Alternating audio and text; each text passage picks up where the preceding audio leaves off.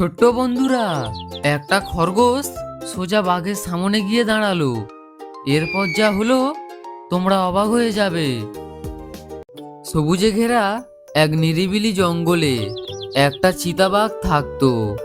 সে খুবই শক্তিশালী ছিল, কিন্তু আজ তার চোখে ক্লান্তি আর মুখে দুঃখের ছাপ। সে যেন খুবই অসহায় হয়ে পড়েছে।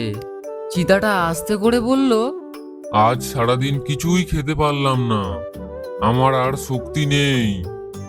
ঠিক তখনই একটা ছোট্ট খরগোশ সরু পথ দিয়ে লাফাতে লাফাতে আসছিল।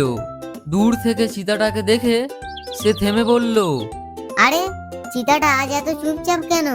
মনে হচ্ছে সে খুবই কষ্টে আছে। খরগোশ ধীরে ধীরে তার কাছে গিয়ে বলল। তুমি এখানে একা বসে আছো কেন? চিতাটা মাথা তুলে বলল, আমি খুবই ক্ষুধার্ত, কিন্তু এখন আর দৌড়াতে পারছি না। খরগোশ বলল, চিন্তা করো না, আমি তোমার জন্য কিছু খাবার এনে দিচ্ছি। চিতাটা অবাক হয়ে বলল, তুমি আমাকে সাহায্য করবে? তুমি আমাকে ভয় পাও না? ভয় তো লাগে, কিন্তু কাউকে কষ্টে দেখে চুপ করে থাকা ঠিক নয়। এরপর খরগোশ জঙ্গলের ভেতরে গেল।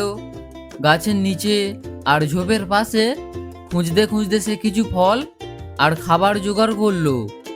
তারপর আবার সেই পথ ধরে ফিরে এলো। এই নাও, এই ফলগুলি এখন খেয়ে নাও। চিতাটা ধীরে ধীরে খেতে খেতে বলল, তুমি এত ছোট হয়েও আমাকে সাহায্য করলে। আমি তোমার এই সাহায্য দেখে খুবই খুশি হলাম। কাউকে কষ্টে দেখলে সাহায্য করাই হলো আসল সাহস। কিছুক্ষণ পর চিতার শক্তি ফিরে এলো। সে উঠে দাঁড়িয়ে বলল, আজ তুমি না থাকলে আমি একাই কষ্ট পেতাম। তুমি সত্যিই সাহসী। সাহস মানে শুধু শক্তি না, বন্ধুর পাশে দাঁড়ানোই হলো আসল সাহস। তারপর দুজনে একসাথে জঙ্গলের পথে হাঁটতে লাগলো।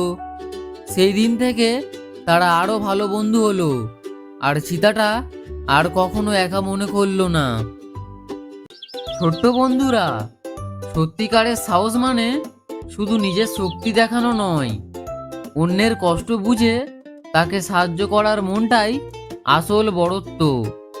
যে মানুষ অন্যের পাশে দাঁড়ায় সেই সত্যিকারের শক্তিশালী এবং ভালো মানুষ হয়ে ওঠে।